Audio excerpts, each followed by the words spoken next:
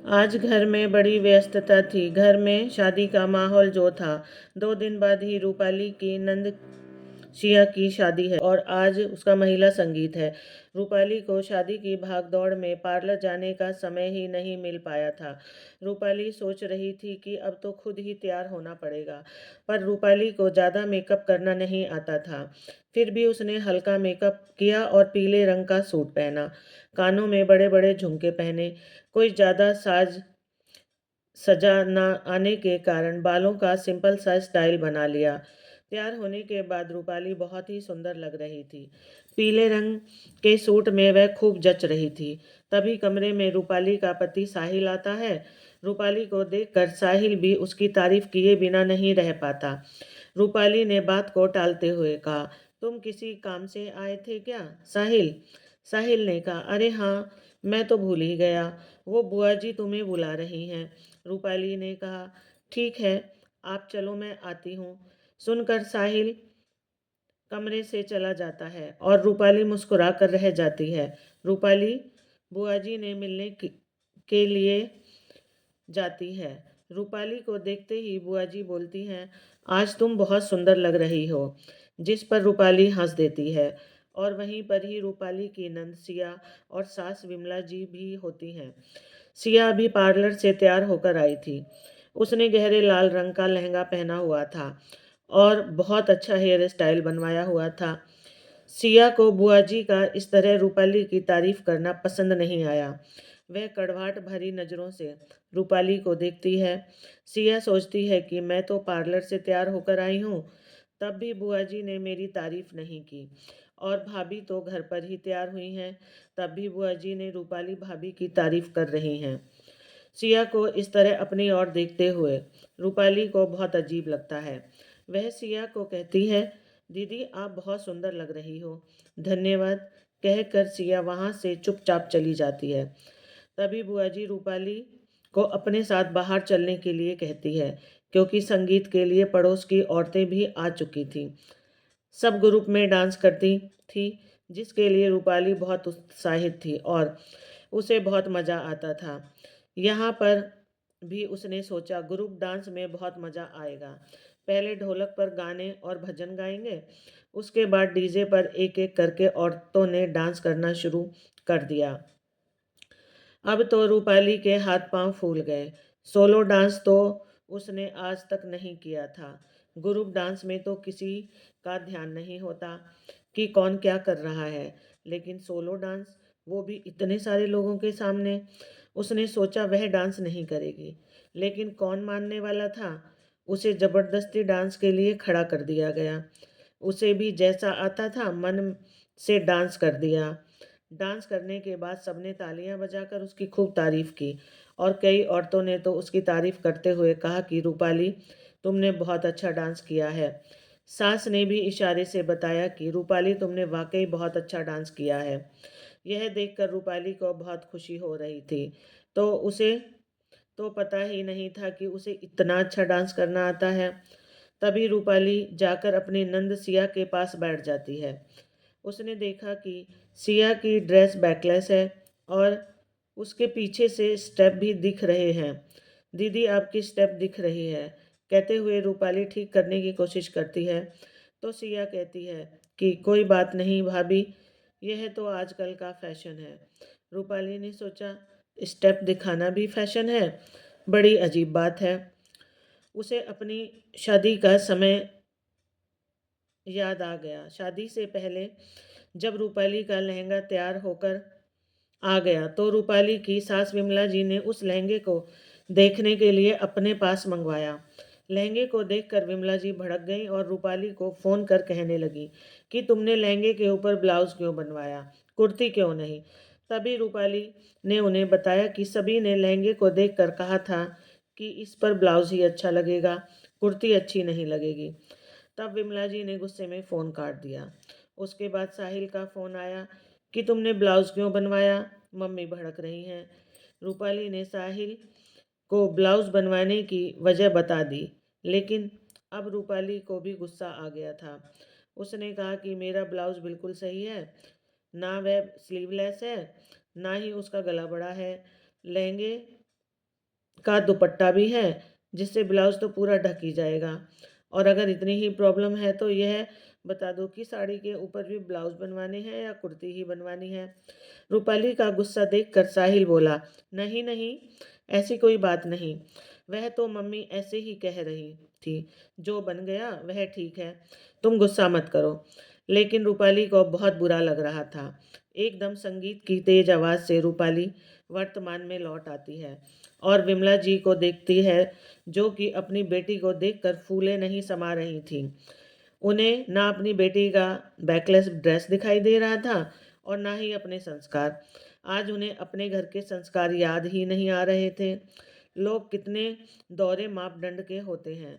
लोग अपनी बहू पर तो अपने विचार शादी से पहले ही थोपने लगते हैं और उसे शादी से पहले ही अपने कंट्रोल में करने लगते हैं।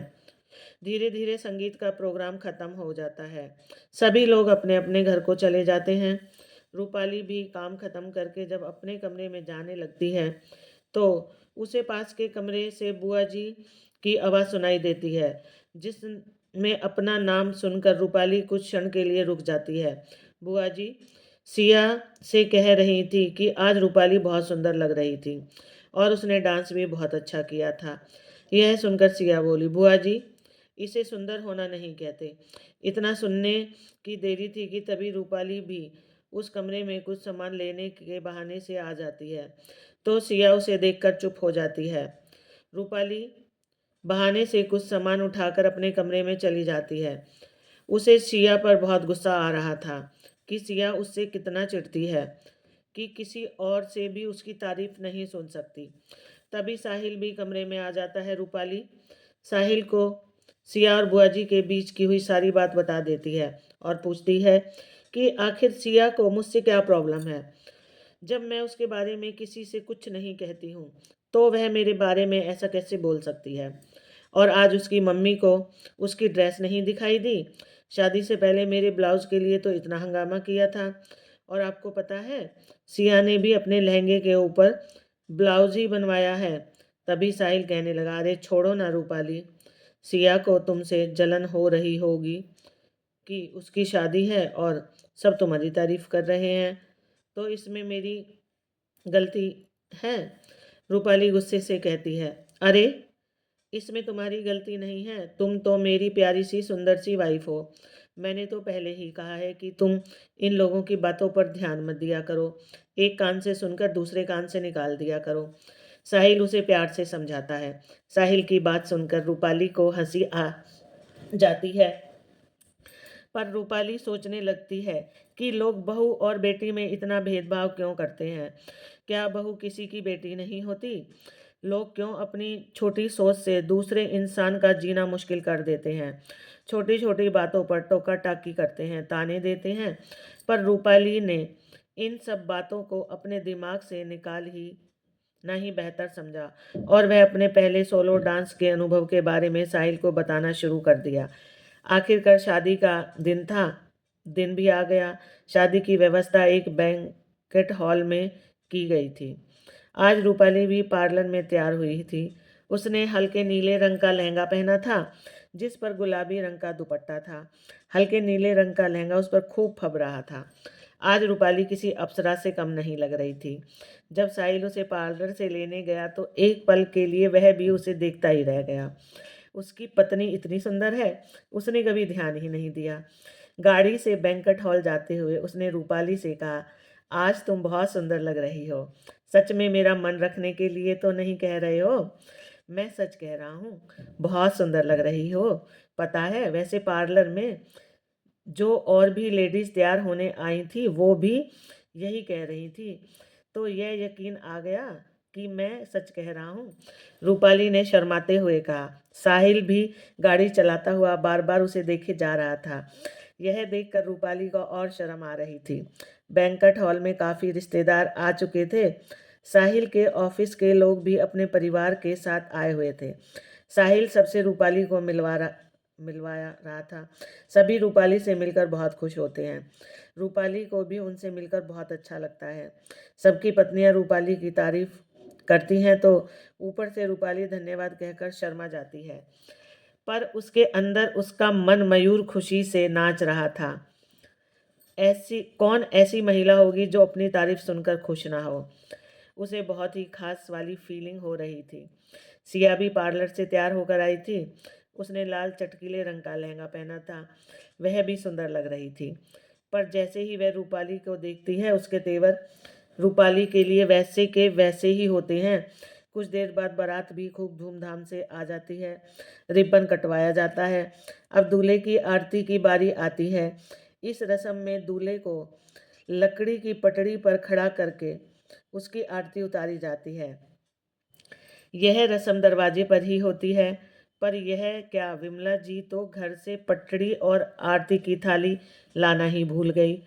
बहुत असमंजस की स्थिति हो गई। यह एक महत्वपूर्ण रस्म है जो दूल्हे के स्वागत के लिए की जाती है। लोगों में खुसर पुसर होने लगती है। तभी दूल्हे की माँ आगे आकर विमला जी से कहती है, कोई बात नहीं बहन जी, आप आरती का सामान मंगा लीजिए, आरती स्टेज पर हो जाएगी। यह सुनकर विमला जी की सांस में सांस आती है। तभी विमला जी साहिल को घर से जल्दी पटड़ी और आरती की थाली लेने के लिए भेज देती है। आज घर से पटड़ी और आरती का सामान राजघर से पटड़ी और आरती का सामान ले आता है और दूल्हे की आरती की रस्म पूरी की जाती है। आरती हो जाने के बाद शादी की दूसरी विधियां शुरू हो जाती हैं। 7 फेरे होने के बाद वधू पक्ष और वर पक्ष के लोग आराम करने लगते हैं। दूल्हे की माँ रूपाली के पास आकर कहती है, बेटा हमें कुछ गद्दे कम पड़ रहे हैं, क्या कुछ गद्दों का इंतजाम हो सकता है? जी आंटी जी, मैं अभी इंतजाम कराती हूँ, आप बैठिए। रूपाली गद्दों का इंतजाम कराने के लिए चली जाती है। दूल्हे की माँ वहीं बैठकर इंतजार करने लगती है। रूपाली गद्दों का इंतजाम करा देती है। आंटी जी, मैंने गद्दे बिछवा दिए हैं, आप आराम कर लीजिए। धन्यवाद बेटा, कहकर दूल्हे की माँ चली जाती है।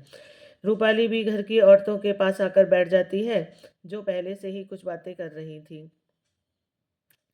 रूपाली बैठ हमारे पास, तेरी शादी के बाद तुझसे मिल रही हैं। अब तो शादी ब्याह बहाना रह गया है एक दूसरे से मिलने का, वरना किसके पास समय है आजकल। उनमें से एक औरत रूपाली को कहती है, जो रिश्ते में रूपाली की नंद लगती थी। दीदी, आप सही कह रही हो, बहुत अच्छा लगा आप लोगों से मिलकर। अच्छा क्या हुआ कि आप लोग शादी में आए, हमें भी तुझसे मिलकर बहुत अच्छा लगा।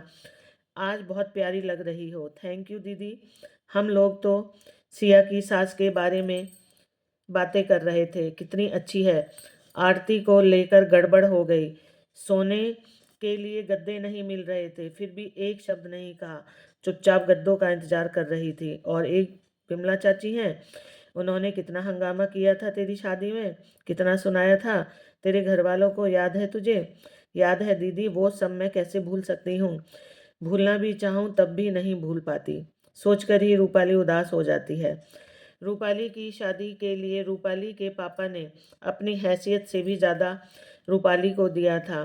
साहिल के घर वालों की पसंद की गाड़ी, उन्हीं की पसंद का फर्नीचर, उनकी पसंद के सारे वर पक्ष को दिए जाने वाले कपड़े, सारा दहेज उन्हीं की पसंद का था। फिर भी विमला जी और उनके पति रमाकांत जी उन्हें फ़ोन करके बार बार आगाह करते रहते हैं कि शादी में कोई कमी न रह जाए। रूपाली के पापा अपनी बेटी की शादी में कोई कमी नहीं छोड़ना चाहते थे और उन्हें वैसे ही तैयारी की जैसे लड़के वाले चाहते थे। लेकिन लड़के वालों के बार बार कहने से वह घबरा रहे थे कि कहीं शादी में कोई कमी न रह जाए। शादी लोकल थी, इसलिए बारात में आने वाले लोग भी निश्चित ही नहीं थे। शादी बैंक्वेट हॉल में हो रही थी। शादी के दिन रूपाली पार्लर से ही बैंक्वेट हॉल पहुंचने वाली थी। घर के सभी लोग शादी स्थल पर पहुंच चुके थे। सभी बेसब्री से बारात का इंतजार कर रहे थे। रूपाली की भाभी बहन परिवार की सभी औरतें दरवाजे पर खड़ी बारात का इंतजार कर रही थीं। दूसरी ओर शहर भर के मेहमानों का आना भी लगातार जारी था। लोकल शादी थी, इसलिए दोनों तरफ के लोग भी एक दूसरे को जानते थे। रूपाली के पापा और भाई उनके स्वागत में लगे हुए थे। रूपाली की छोटी बहन रिया तो आज बहुत खुश थी।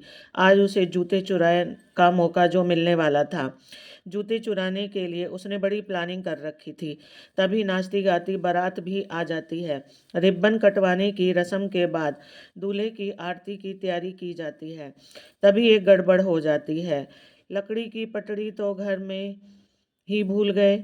बस इसी बात पर विमला जी भड़क जाती हैं और जोर जोर से चिल्लाना शुरू कर देती हैं।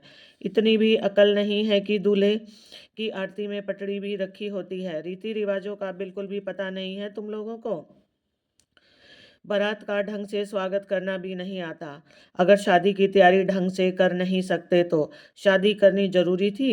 विमला जी के मुंह में जो आ रहा था वह लगातार बोले जा रही थी।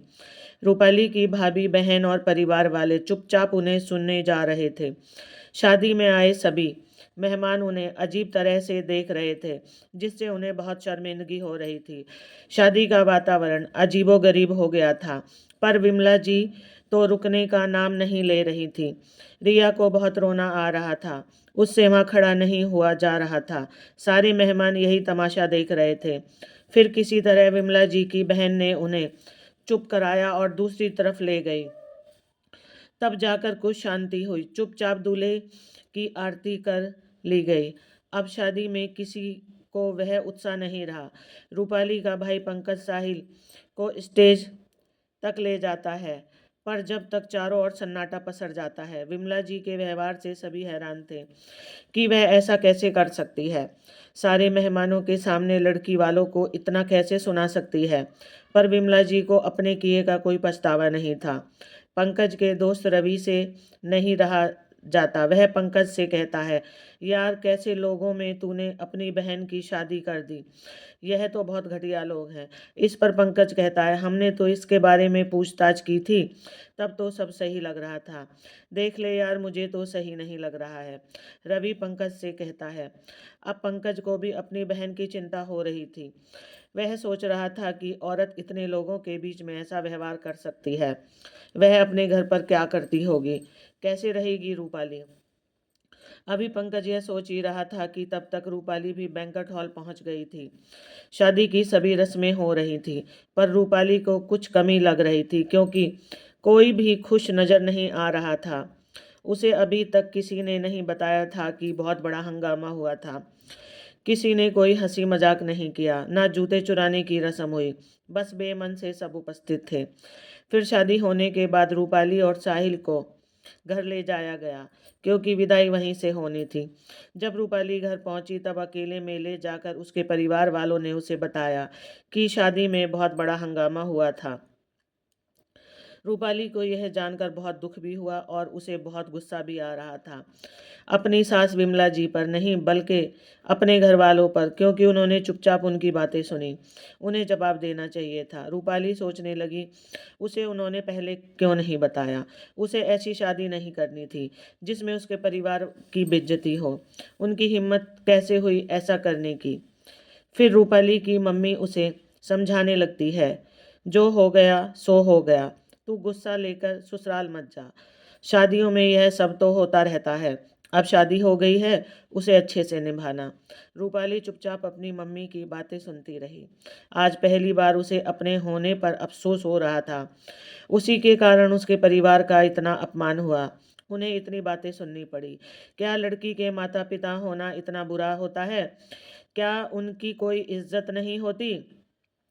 यह सोचती हुई रूपाली भारी मन से अपने घर से विदा हो गई। रूपाली कहाँ खो गई? रूपाली की नंद ने रूपाली को हाथ लगाकर पूछा। उनके हिलने से रूपाली अतीत से वर्तमान में लौट आई। क्या हुआ रूपाली, कहाँ खो गई? नंद रूपाली से पूछती है। कुछ नहीं दीदी, बस ऐसे ही कुछ सोच रही थी, कहकर मुस्कुरा देती है। पर वह मुस्कुराहट उसके अंदर के दर्द को छिपा नहीं पाती। तभी एक महिला जो रिश्ते में उसकी जेठानी लगती है, उससे पूछती है, रूपाली तेरे मायके वाली कहीं दिखाई नहीं दे रही, क्या हुआ, शादी में नहीं आए? रूपाली गहरी सांस लेते हुए कहती है, दीदी कैसे आते, जब उन्हें बुलाया ही नहीं गया। उन्हें तो शादी का कार्ड तक नहीं दिया गया। रूपाली इस सवाल का जवाब देते देते थक गई थी। अब तक कई रिश्तेदार उसके मायके वालों के बारे में पूछ चुके थे। हर बार जवाब देते हुए उसका मन टूट जाता था। शादी का कार्ड नहीं दिया, यह तो हद हो गई। अपने संबंधियों के साथ कोई ऐसा करता है भला? चाहे कोई भी बात हो, पर कार्ड तो देना ही चाहिए था। दीदी, यहाँ तो जो हो जाए वह कम है, अब तो सब कुछ जानते हैं, कहकर रूपाली चुप हो जाती है। रूपाली को यूं उदास देखकर उसकी जेठानी बात को बदल देती है। रूपाली, सिया की ज्वेलरी तो बहुत सुंदर है, पर उसका लहंगा इतना खास नहीं है, सिंपल लाल रंग है, कुछ अलग नहीं लग रहा।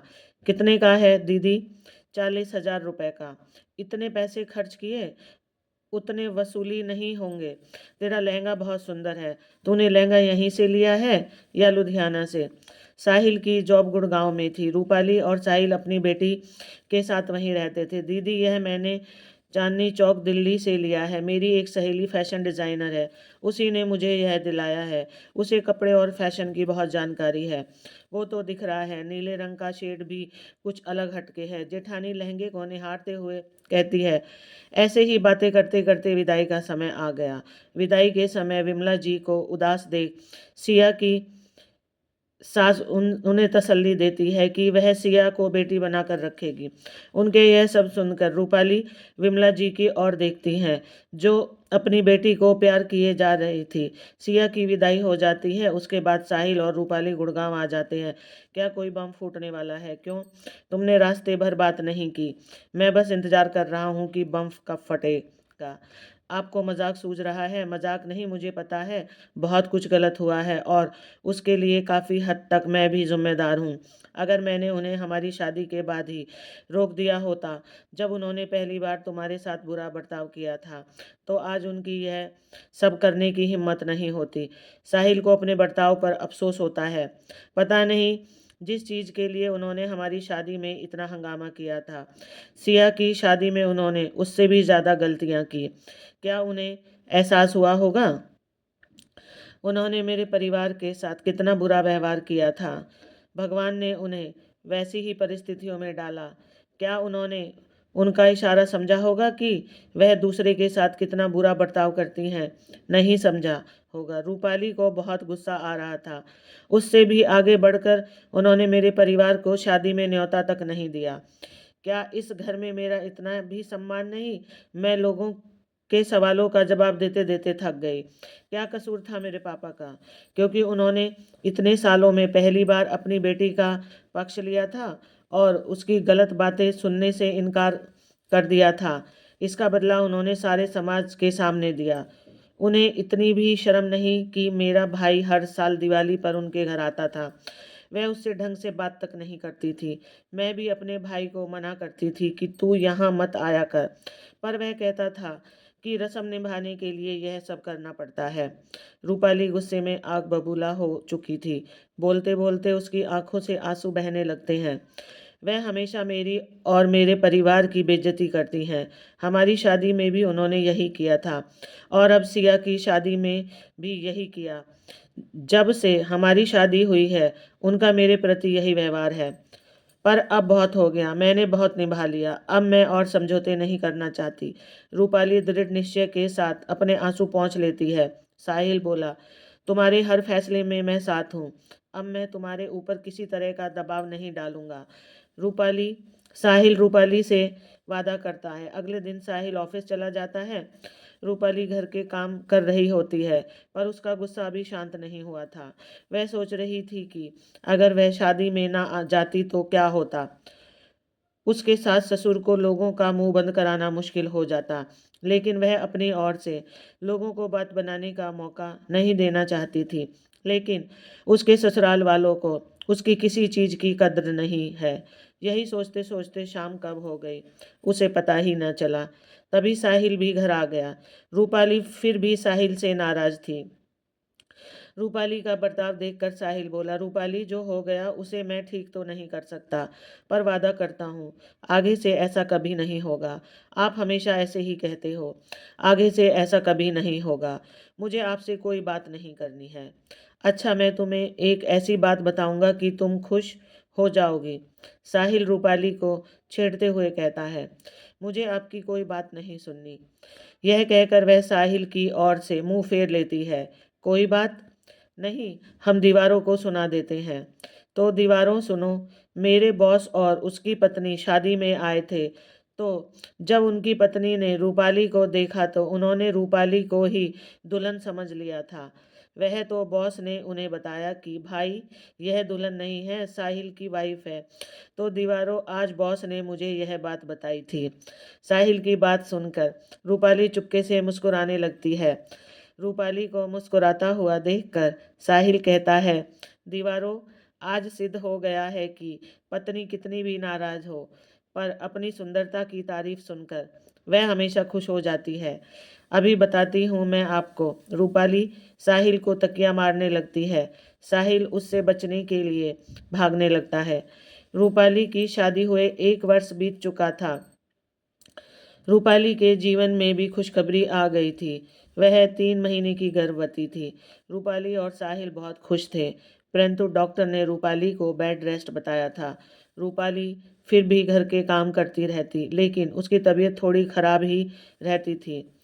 सिया की सास को भी रूपाली की तबीयत के बारे में पता चला, तो वह रूपाली का हालचाल जानने के लिए रूपाली को फ़ोन करती है।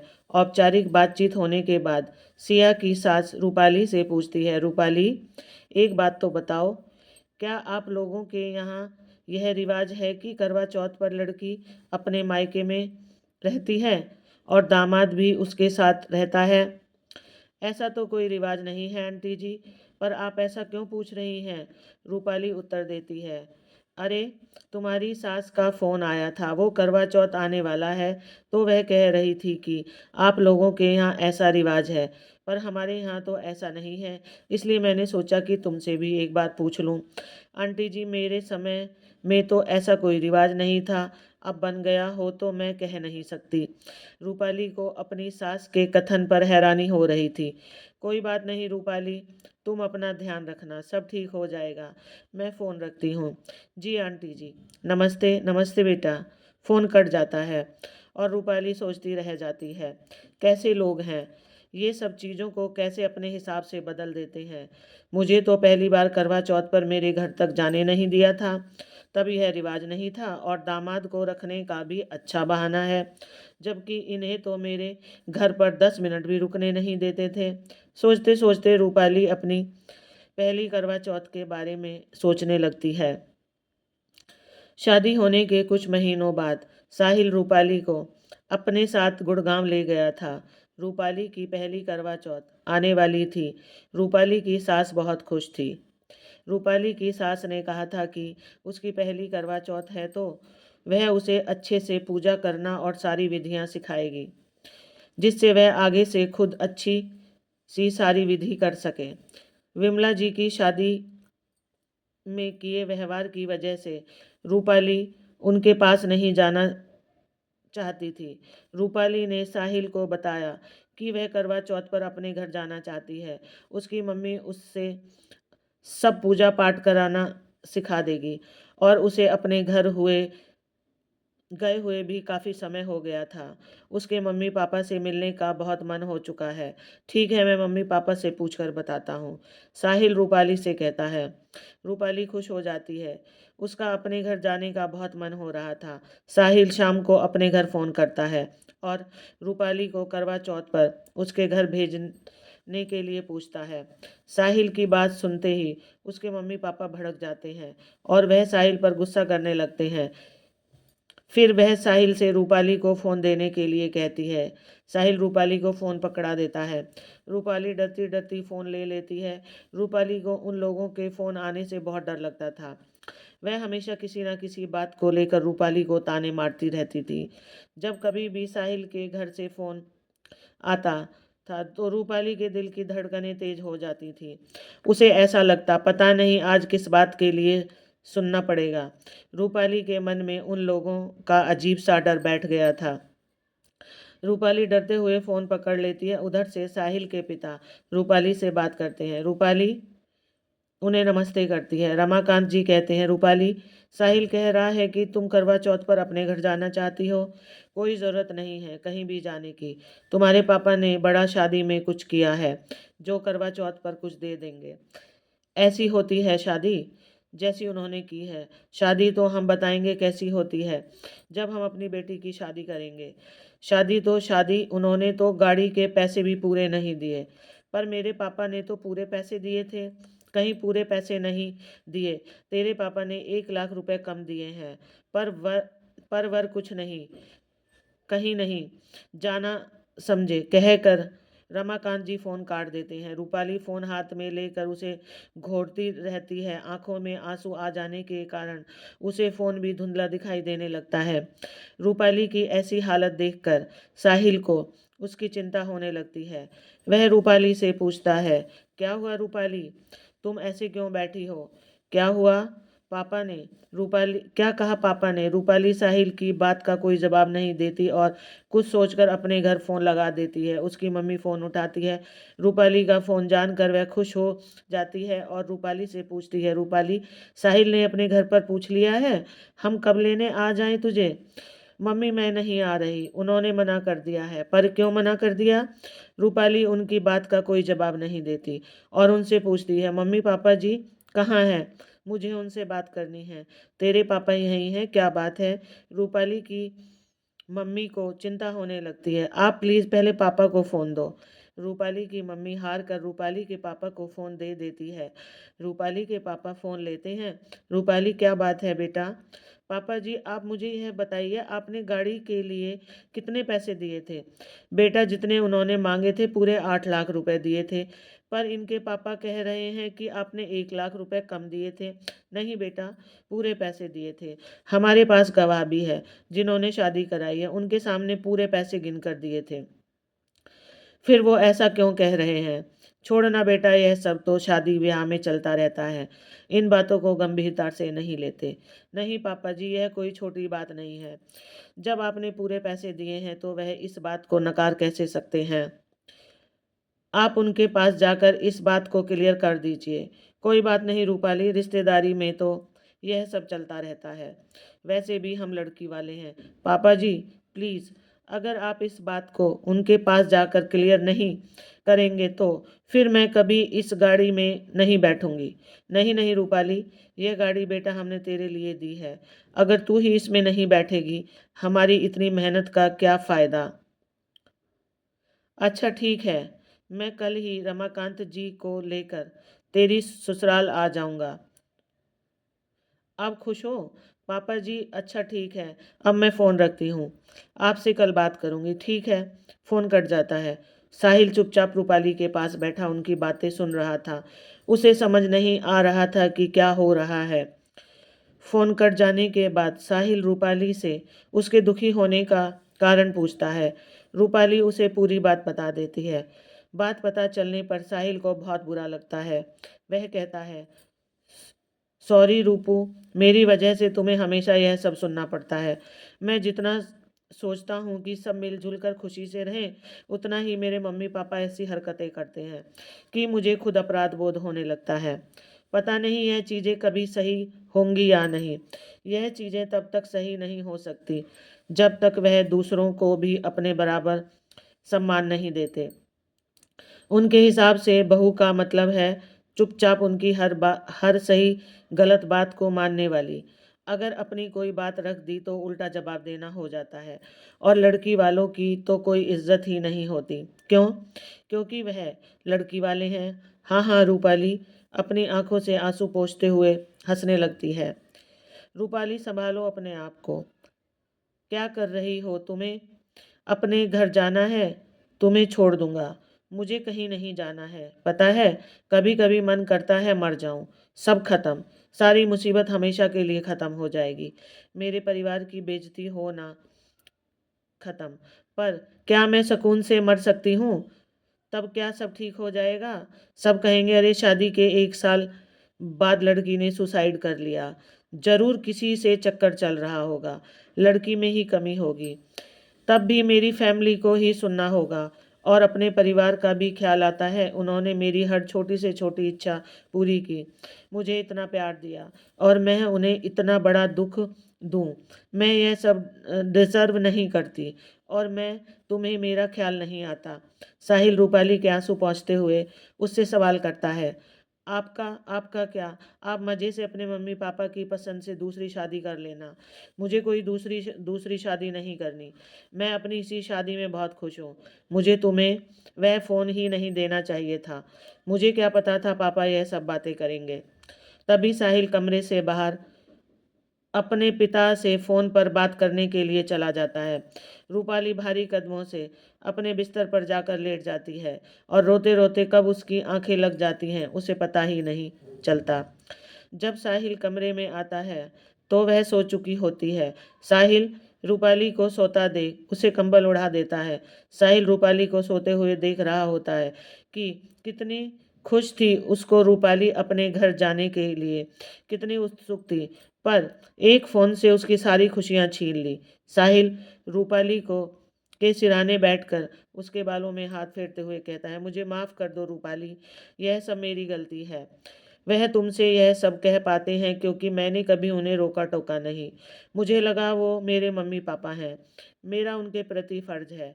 पर अब और नहीं, मेरी तुम्हारे प्रति भी जिम्मेदारियां हैं। मैंने उन्हें मना कर दिया है। अब वह तुम्हें कभी कुछ नहीं कहेंगे। अगर उन्हें कुछ कहना है तो मुझसे कहेंगे। अब मैं तुम्हें कभी किसी को कुछ नहीं कहने दूंगा, यह मेरा वादा है तुमसे।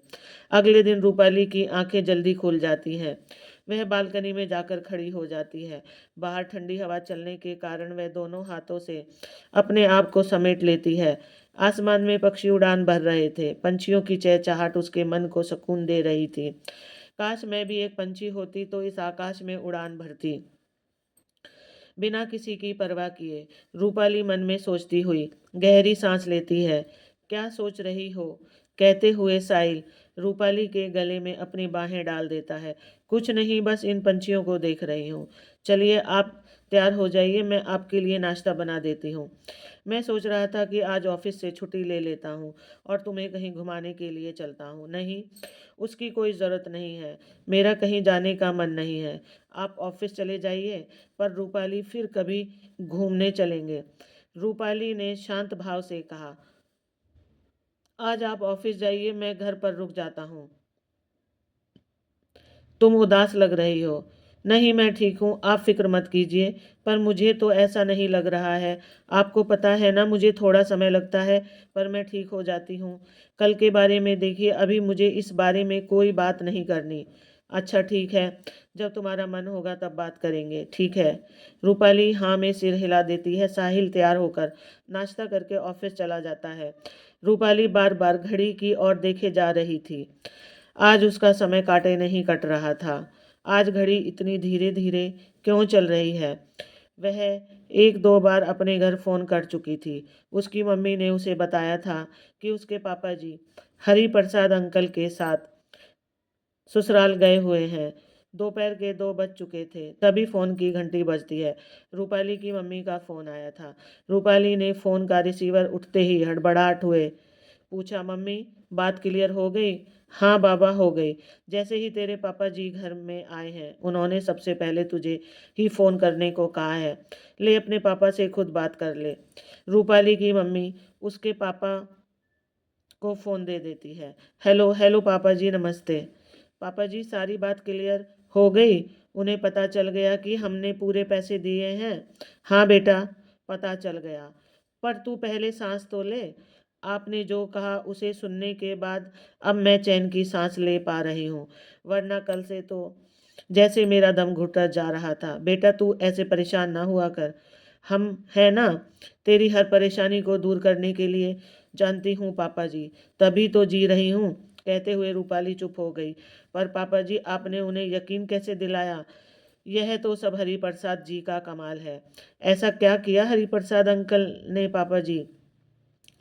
तू जानती है, तेरे ससुराल वालों ने अपनी सारी डिमांड हमें पेपर पर लिख कर दी थी, और क्योंकि वे बिचौलिया था और हमारे जानकर भी जानकार भी हैं, तो मैंने सारा सामान और घर गाड़ी के पैसे उन्हीं से तेरे ससुराल वालों को दिलवाए थे।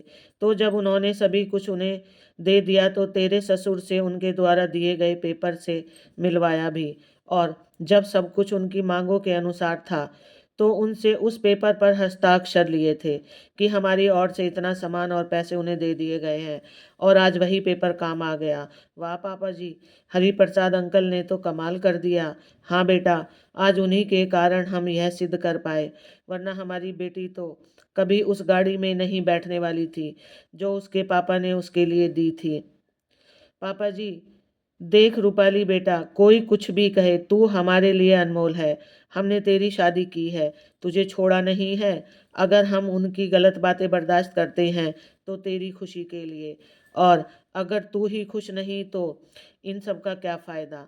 पापा जी, अगर आप मुझे खुश देखना चाहते हैं तो मुझसे वादा कीजिए कि आगे से आप उनकी गलत बात बर्दाश्त नहीं करेंगे, चाहे कुछ भी हो जाए। ठीक है बेटा, हमारी खुशी तो बस इसमें है कि तू हमेशा खुश रहे। अच्छा, अब जल्दी फ़ोन रख और कुछ खा ले, सुबह से तूने कुछ नहीं खाया होगा। आपको कैसे पता? हम क्या अपनी बेटी को नहीं जानते? पापा जी, आप दुनिया के सबसे अच्छे पापा हैं, और तू दुनिया की सबसे अच्छी बेटी है। अपने पापा से बात होने के बाद अब रूपाली को काफ़ी हल्का लग रहा होता है। रूपाली वर्तमान में लौट आती है। उसे पहली करवा चौथ पर आने अपने घर जाना था, और कहाँ उन्होंने पैसे को देकर उसे ताना मारना शुरू कर दिए। पता नहीं इन लोगों के दोहरे मापदंड कब समाप्त होंगे। रूपाली को याद आया कि जब उसने अपनी सास को बताया कि वह अंडे खाती है, तो उसकी सास तुनक कर बोली थी, अगर हमें पहले पता होता तो हम ऐसी लड़की से अपने बेटे की शादी नहीं करते जो अंडे खाती है। हमारे घर में अंडे खाने का रिवाज नहीं है। रूपाली ने उसी दिन से अंडे खाना छोड़ दिया था। यह बात अलग है कि सिया विमला जी के सामने बैठकर ही एग रोल खाती है, और वह उसे कुछ नहीं कहती। हालांकि साहिल ने कई बार रूपाली से कहा कि वह अगर एग रोल खाना चाहती है तो खा सकती है, किसी को पता नहीं चलेगा। पर रूपाली ने मना कर दिया। वह नहीं चाहती थी कि जो उनके यहाँ मना है वह वो काम करे। उसने साहिल से कहा, देखिए, अंडा कोई ऐसी चीज़ नहीं है जो मैं छोड़ नहीं सकती, और जब आपके यहाँ नहीं खाए जाते तो मैं छुप कर भी नहीं खाऊंगी। बस मुझे इससे परेशानी है कि जब सिया आपकी मम्मी के सामने बैठकर खाती है तो वह मुझे किस मुंह से ताने मारती हैं। पर रहने दीजिए, मुझे अब इन सब बातों की आदत हो गई है। रूपाली ने सोच लिया था, अब वह कोशिश करेगी कि ऐसी बातों पर ध्यान न दे, क्योंकि जब ध्यान देती है तो नुकसान उसका ही होता है, और उसका मूड 2-3 दिन खराब रहता है। दूसरों की छोटी सोच से अपनी सुख शांति क्यों भंग करनी। 9 महीने पूरे होने पर रूपाली ने एक प्यारे से बेटे को जन्म दिया। उसकी जिंदगी अब खुशहाल थी। उसने निश्चय किया कि वह दूसरों की किसी भी ओछी बात पर ध्यान नहीं देगी। दूसरे नहीं बदलने वाले, इससे अच्छा है हम बदल जाएं और उन चीज़ों पर ज़्यादा ध्यान न दें हमें जो हमें खुशी देती हैं। राधे राधे। कहानी अच्छी लगे तो कमेंट बॉक्स में लिखकर बताना।